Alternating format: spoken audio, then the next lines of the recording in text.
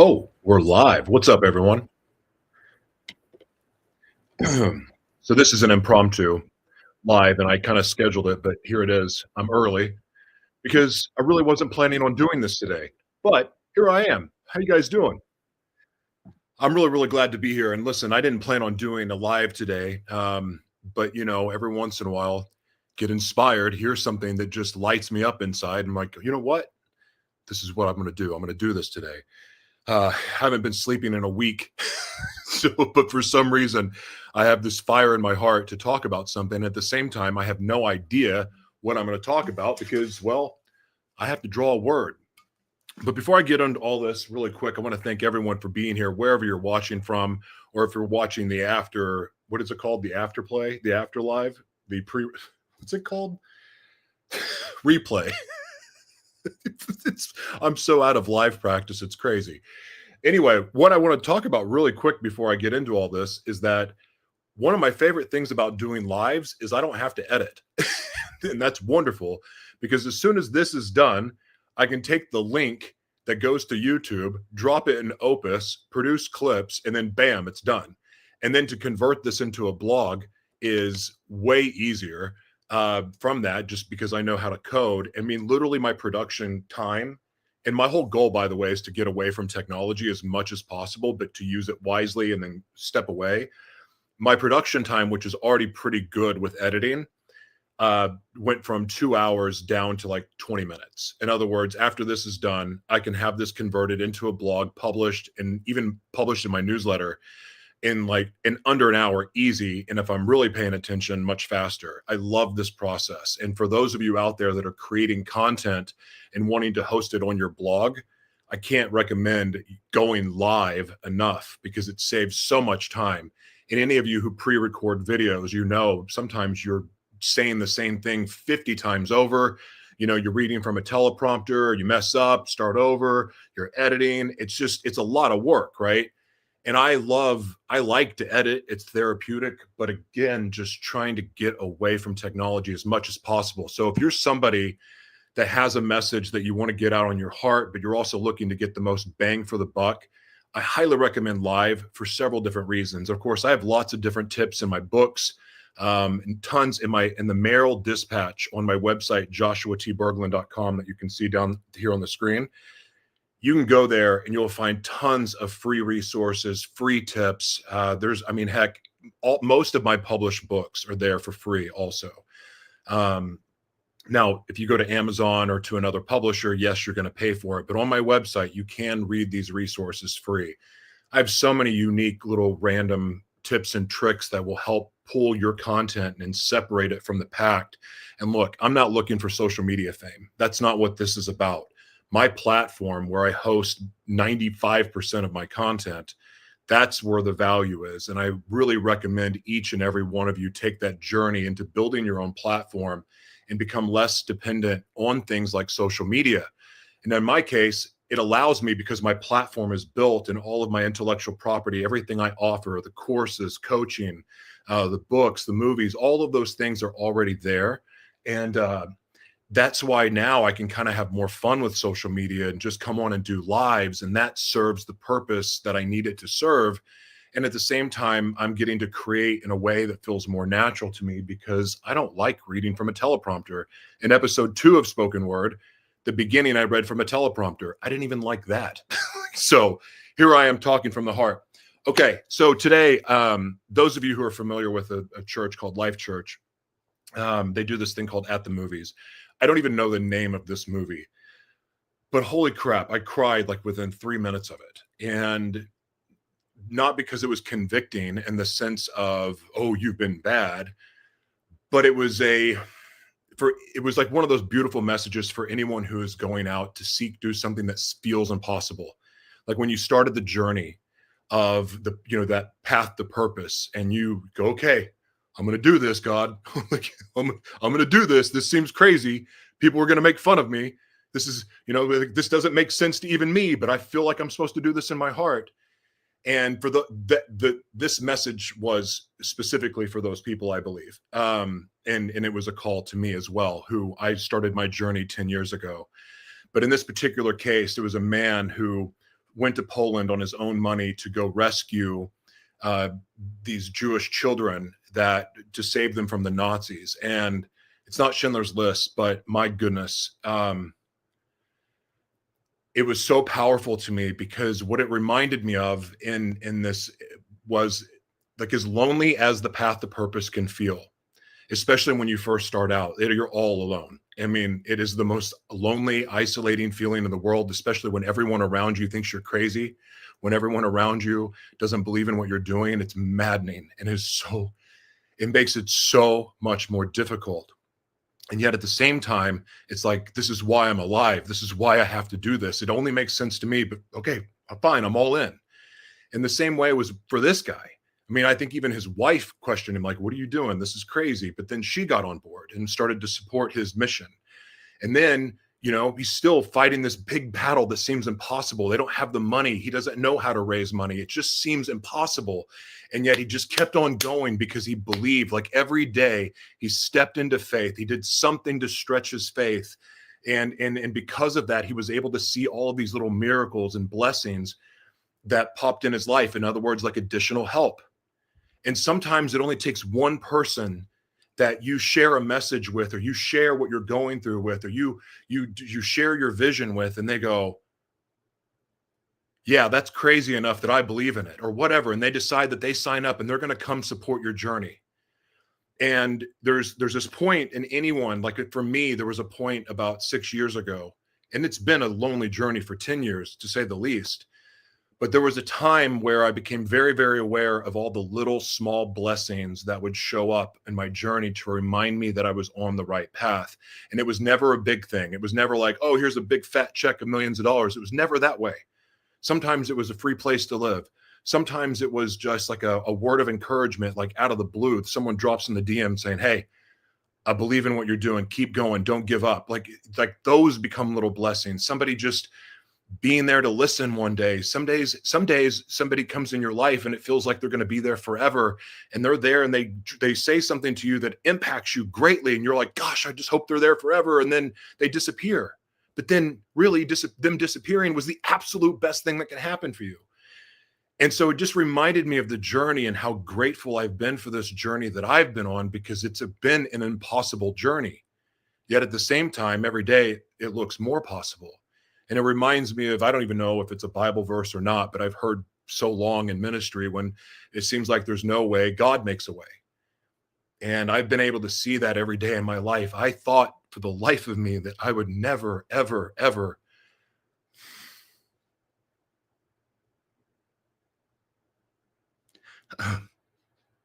when the tremors started for me, I thought I'd be alone forever.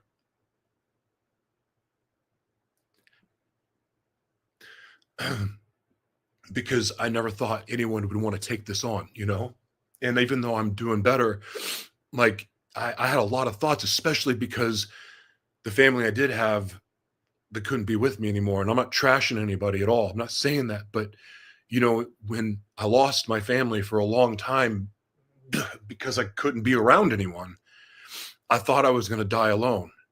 And that's a really crappy feeling. And on top of that, it wasn't even that. I thought my purpose was done too. I thought it was all over, especially when I couldn't talk anymore. Because the more I used my voice, the more my throat would swell to the point that I couldn't talk and I would just choke.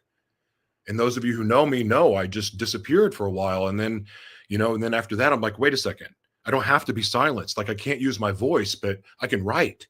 And so I wrote 9 books. So anyway, I don't know what the point of all this is. I just I'm so grateful for being wrong and having doubts. I'm so grateful that I've been blessed with an amazing somebody in my life. And at the same time, not just an amazing somebody, but also to have amazing friends and family. I've been so blessed to have so many people come in my life. And for the first time in my life, I'm 46 years old. And I don't doubt that the people in my life are there because, well, they love me and I love them and they belong. And that wouldn't have been possible before. I'm grateful for the truth journey I've been on. I'm grateful that, While I was scared to tell the truth for so long, and then eventually my truth scared people away from me. Well, now the people that are there because they really do love me and they see me for who I really am. And I, in turn, get to love and be loved and share love. And with that said, all of that fuels my purpose even more to fulfill the purpose I believe I was created for. So anyway, thank you all for being here. Like I said, that movie really lit me up today. And I'm on grandson duty this week. So I don't know how many of these I'm going to be able to do, but I wanted to come on here and at least speak from the heart today about a word I don't know yet. So let's draw the word and we'll get to it. Thank you all for being here though.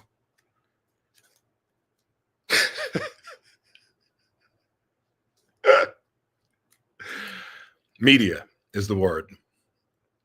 And I'm really excited to talk about this right after this.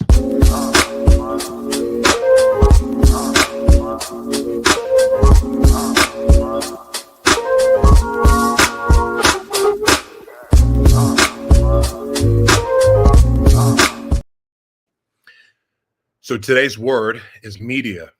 And this is not going to be a sales pitch for the record, but I'm going to share with you why I am so passionate about media. Those of you who know me, and the irony in this is that when I first started, before I knew anything about omni media, the metaverse, movies, filmmaking, event production, heck, even really product distribution, there's so many things I've been able to do over the years. It's crazy. But, when before I knew anything really about media, I started with Facebook Live. And kind of what I'm doing now, I'm on Facebook, but I'm on multiple platforms. But even before I knew about multi-purposing content or, using technologies that would distribute to multiple platforms, before I knew that, there was just Facebook Live. And I had a friend come visit me. I was living in Laguna Niguel at the time. He's an amazing artist. I don't know if I should shout him out or not. I don't want to embarrass him or anything, but he came and stayed with me for a few days, him and his amazing wife, and they came and stayed. And I remember him sharing with me, like, Joshua, you need to document your journey. And I'm like, what are you talking about? You need to share your journey. You need to document your journey and show people how you are overcoming. And like one day you're going to want to look back to see not only how far you've come, but you're going to show people how to do it. And at this time, I'm barely out of jail.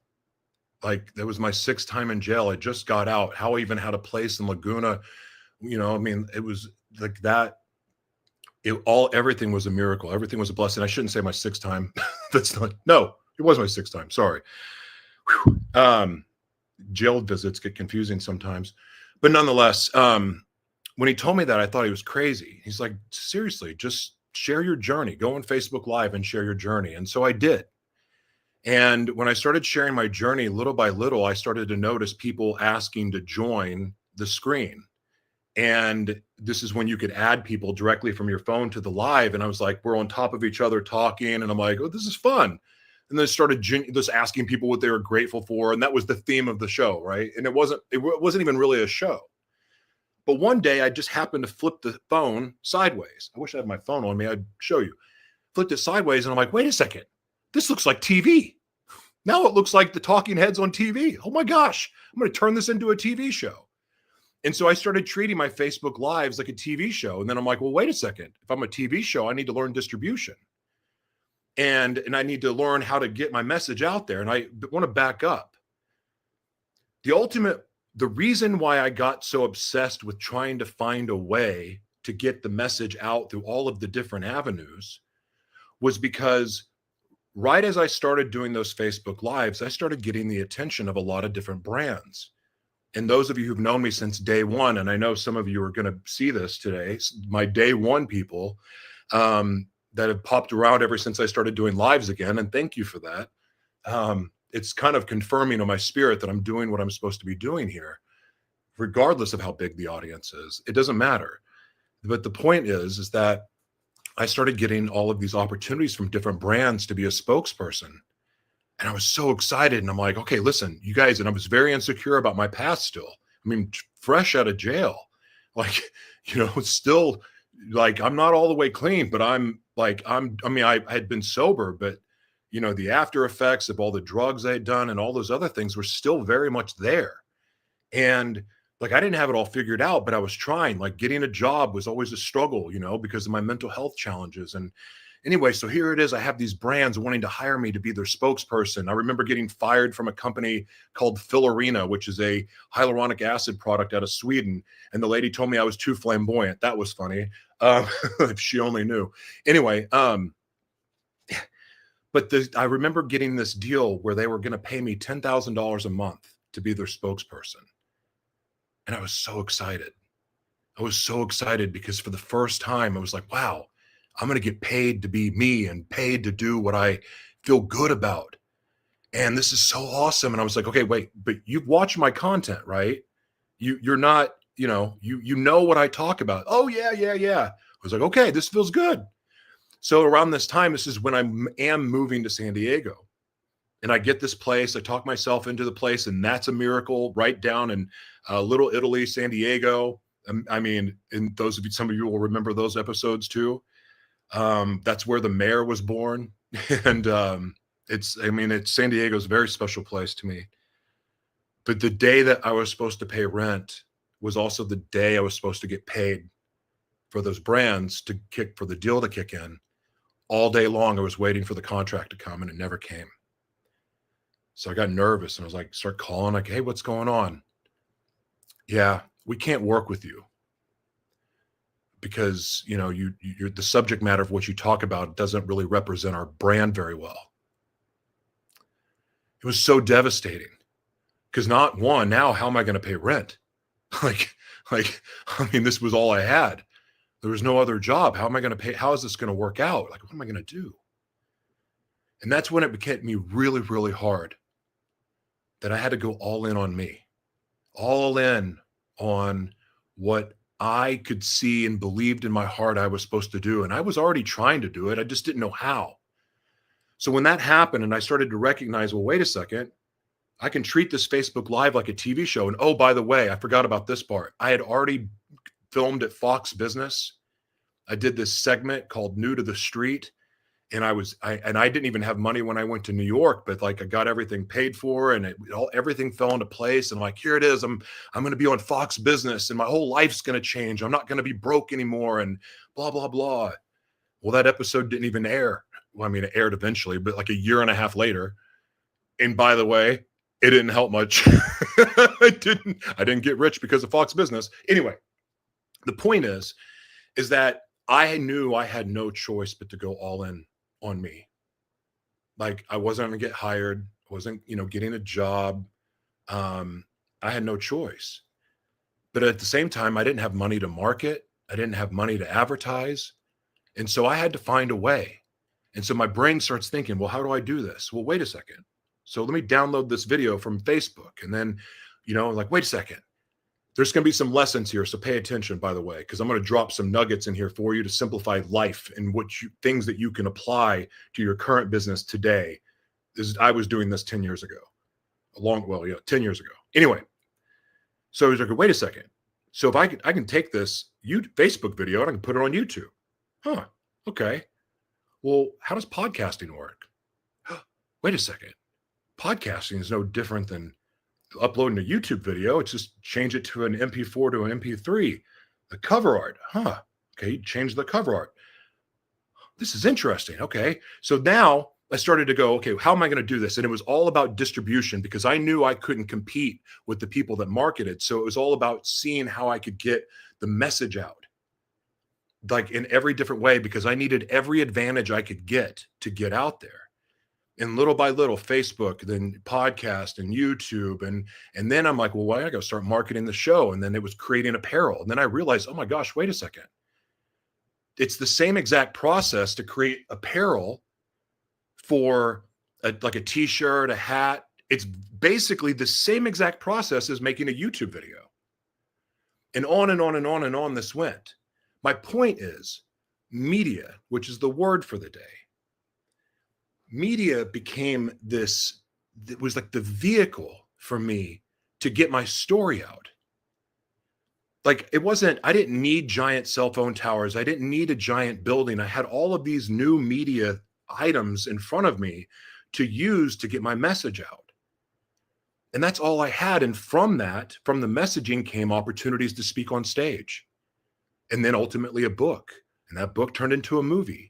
And if you fall into getting invited to speak at events, then you get invited to be on set. So then all of a sudden I'm now an event producer and now a movie producer. And oh, by the way, that movie producing gave me the opportunity to then act and then be in commercials. Like little by little, I learned every step of media in a way that allowed me to keep learning how everything worked to see this full picture. And by the way, again, I came into the industry from having a skincare line that was publicly traded and distributed globally. So I understood how distribution worked. And by the way, skincare distribution and film distribution is not that much different. And I started to make all of these connections like, wow. And then fast forward to, I was in the Super Bowl commercial. Gosh, I guess it was 5 years ago. I was Brian Urlacher's body double for the Greatest Game commercial. It's the coolest sports commercial ever. And I got to be in that commercial. And that's when it all clicked for me. When I was looking at craft services, I was like sitting in the middle of craft services, and all of these business film trucks were centered around me. And I'm sitting there looking at this going, there's like 20 something businesses here for this commercial. How is this like, that's a lot. Like this commercial is like keeping all of these people in business. How do I do the same thing? Like, how can I provide this much value to this many groups of people? And then it hit me. This entire time of learning all of these different aspects of media and the film industry and TV and event production, podcasting, speaking, product distribution, home shopping network, like all of these different things that I was learning, I was like, oh, I'm learning every part of media. Well, how do I become a one-person media company? And that question, while stepping into faith, while being willing to take risk, ultimately, that is what led me to creating Media Company in a Box. Essentially, it's allowing people to become a one-person media organization in a very simple way. Essentially, teaching them how to centralize all of their media content in such a way where they own their intellectual property, but they're allowed to showcase their natural God-given gifts and talents, and then they can express their life experience through all of these different vehicles of media, writing books, documentaries, movies, podcasts, events, coaching, services, products, apparel, all of it, white labeling, custom formulating, every aspect of it. But one person could do it. I know because that's how I did it, how I became a bestseller, how I started winning film festivals, all of it. It wasn't because I went to school for it. Heck, I don't have an education. But it was being able to see, being willing to serve, being willing to say, I don't have the money. I may not have the money, but there's still a way. There's always a way when we have the will. When we have the vision, there's going to be a way, and that vision will become more clear the more boldly we step into faith, the more boldly we trust the process. Will there be failure? Absolutely. Failure is part of it, but we are always going to fail. We're always going to fail. But when we fail, when we're in purpose, we have a reason to get up and try again. Because I remember when I was failing, not living in purpose, I'm like, well, give me some more meth, give me some more cocaine, or, whatever the vice was. It was a lot of vices, to be honest. And I don't feel like polluting anyone's minds today. I mean, that's all in the devil inside me. It's all there. I'm not hiding from anything. I just don't want to talk about it today. The point is,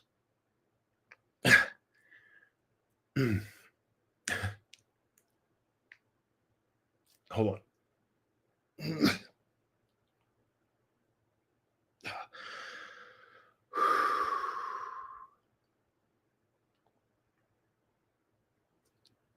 me start over.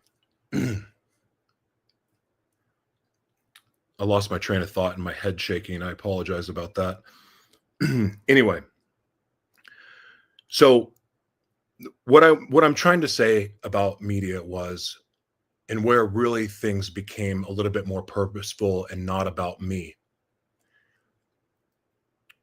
Media gave me a vehicle to be heard because for so long I was silenced. Media gave me a vehicle to heal also, because media is where I got comfortable with speaking the truth. Those of you who know me in my early days know that I was working through mental illness and struggles, and I wasn't perfect. Heck, I disassociated on camera quite a bit. I would freak out. I would lash out at people. I had all of these other wild, crazy experiences, but I was airing it all out publicly.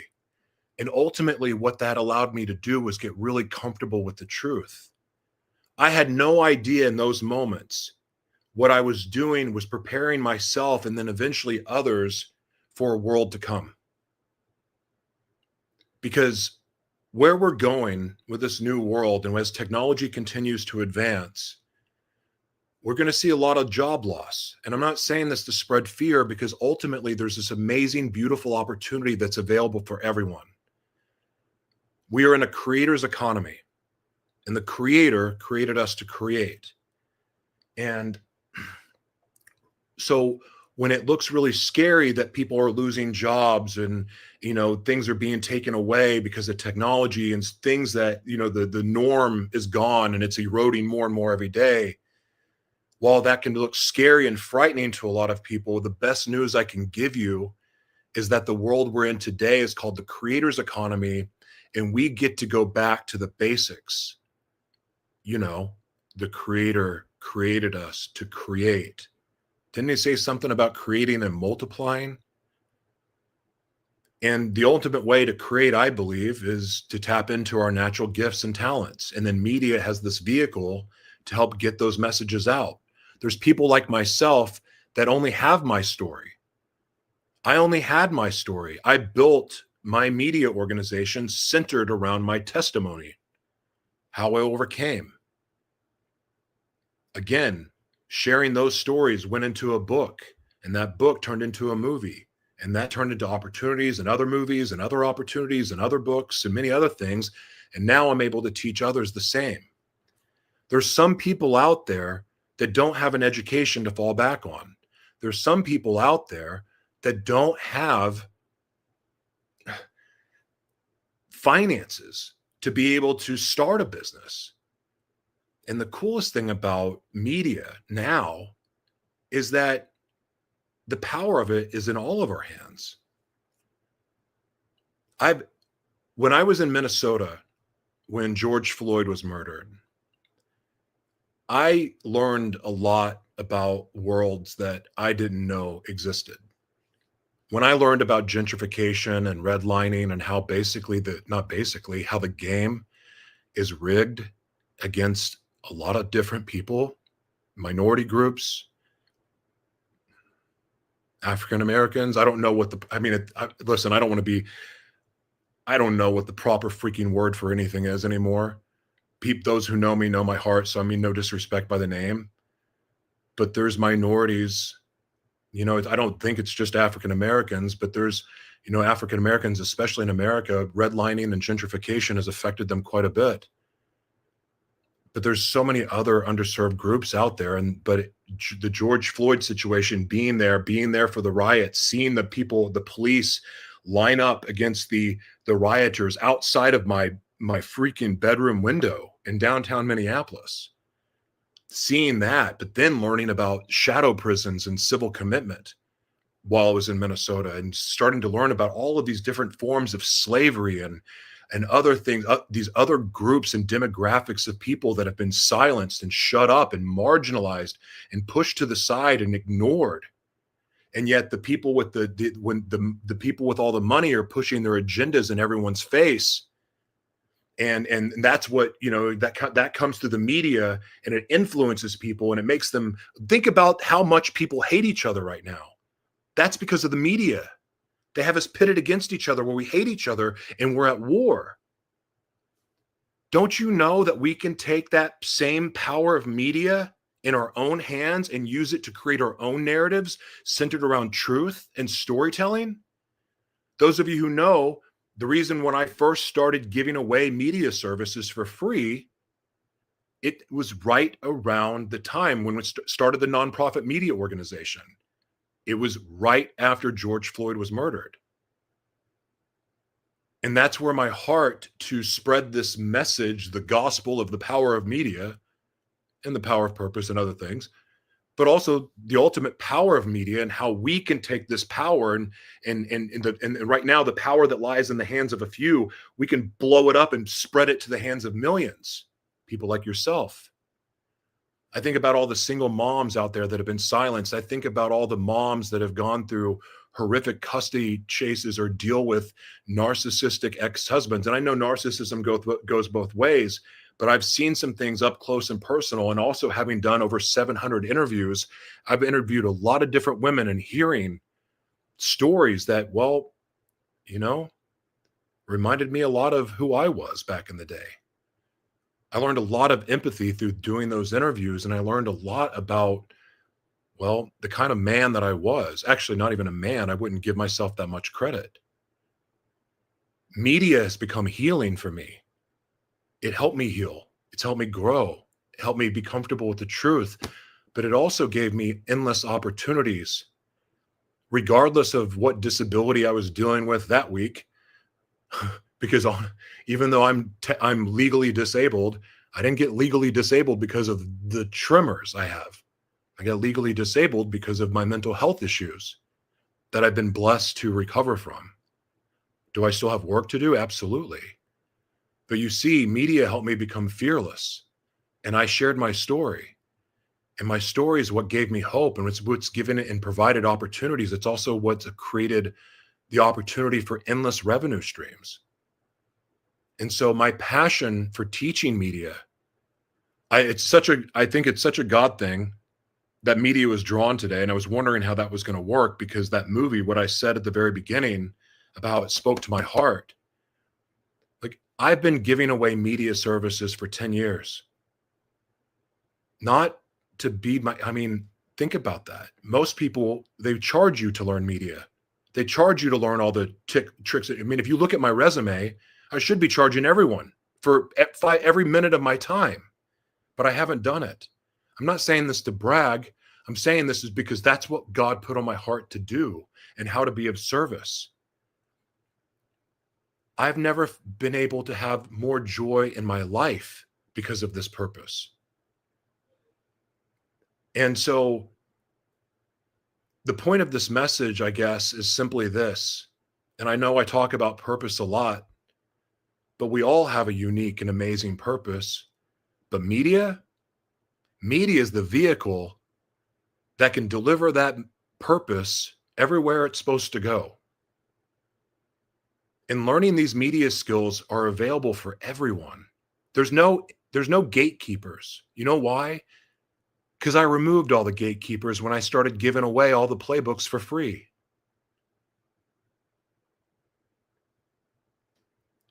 For so long, we've been watching other people tell us what was right and wrong. And if you've noticed, those same influencers that we've gone to for guidance and wisdom and coaching and other things, look at them.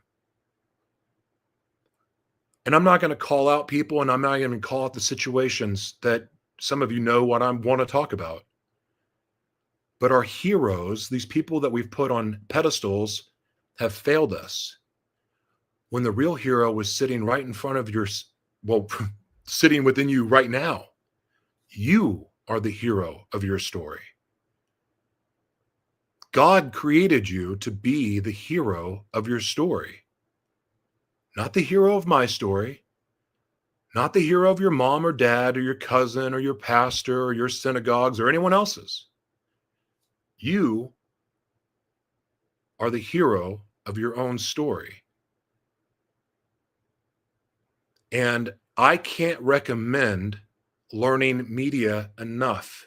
Media as a vehicle to heal, media as a vehicle to build communities, media as a vehicle to deliver the truth that we can prove, not opinions.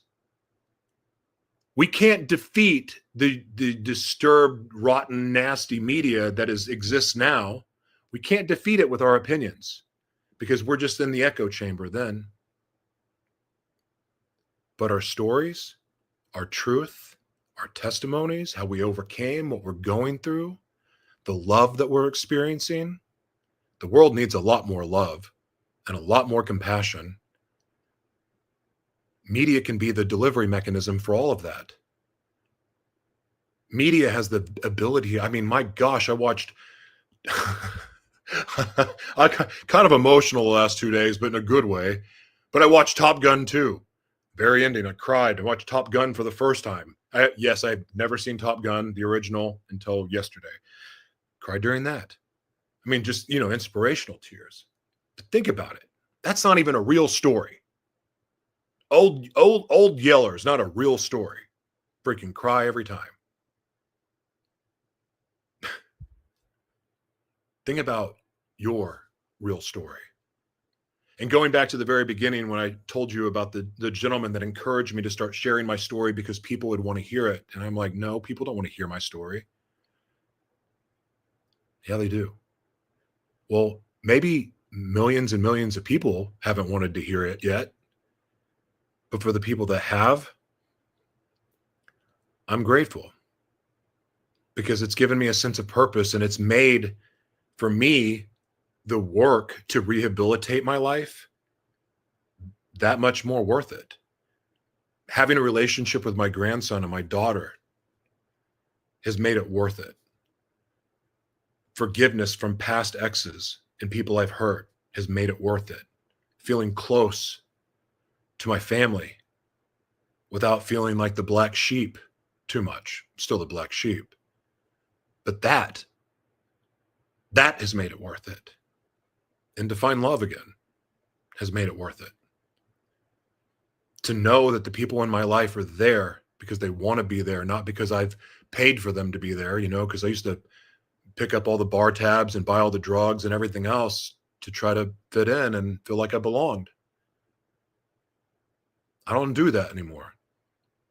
And it was really lonely for a long time because I didn't have friends, and now I do.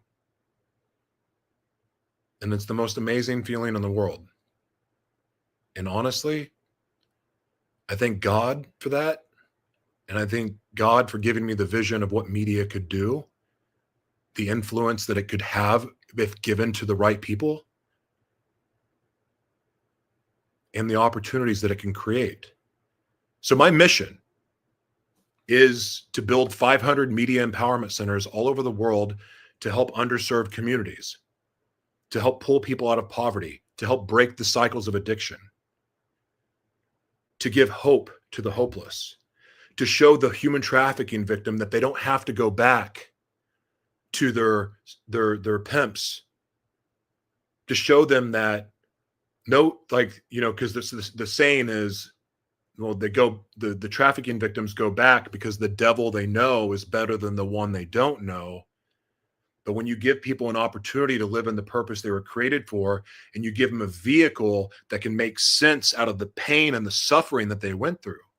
I think about the convicts that will have to wear that label. I'm so fortunate. I mean, as many times I've been to jail, I don't have to wear I don't have any scarlet letters to wear. I should, but I don't. And I'm very blessed for that. So I think about the people that do have to wear those scarlet letters. I think about the men locked up in shadow prisons that have never been charged with a crime, but their life has been taken away from them. They've had their voices taken. And yet so many people sit around waiting for someone else to do the speaking for them, do the talking for them. You do it for me. You be the hero. You go share the truth. I'm just going to go like and retweet your stuff. It's your message someone is dying to hear. Not some paid CIA stooge that's there to psyop you to death. Never mind, I'm not going to go there. I want to, I'm not. All right. The last thing I want to say is this. My other reason I'm passionate about media is because not only does it give people to operate in their God-given gifts and talents and use their life experience as the fuel and all of the revenue streams, essentially, that's where all the creation comes, is the life experience through storytelling.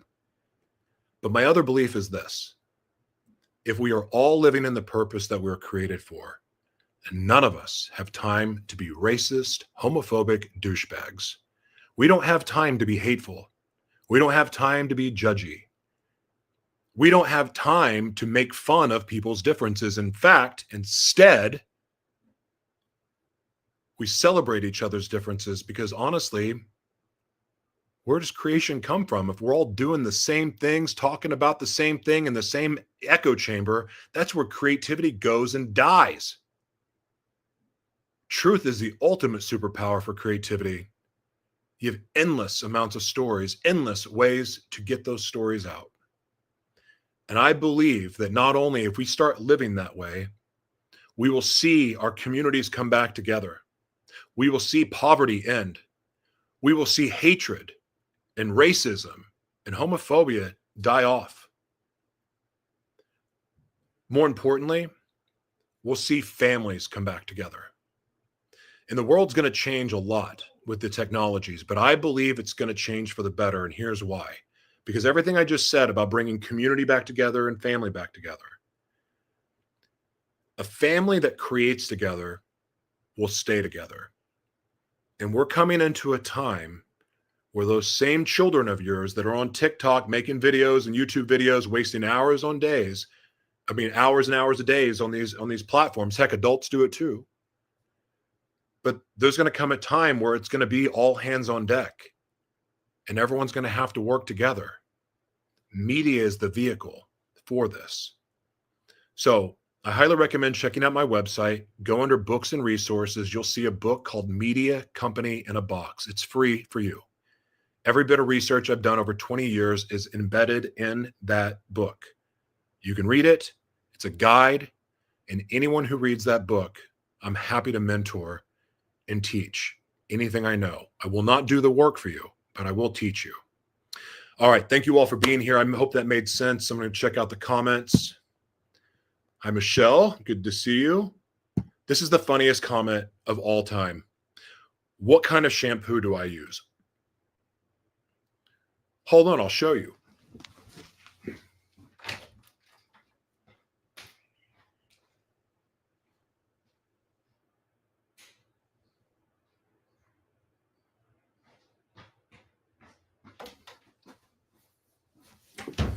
Smart aleck.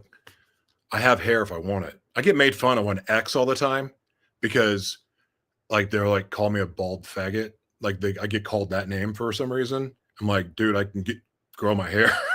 Just had a mohawk a couple months ago. I use that and I used that. I'm not getting paid, so I'm not going to say their name. That's what I use.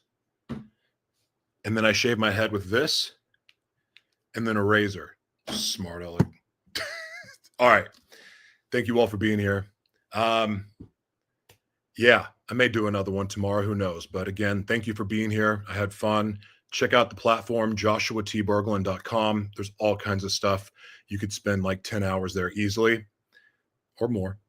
Thank you.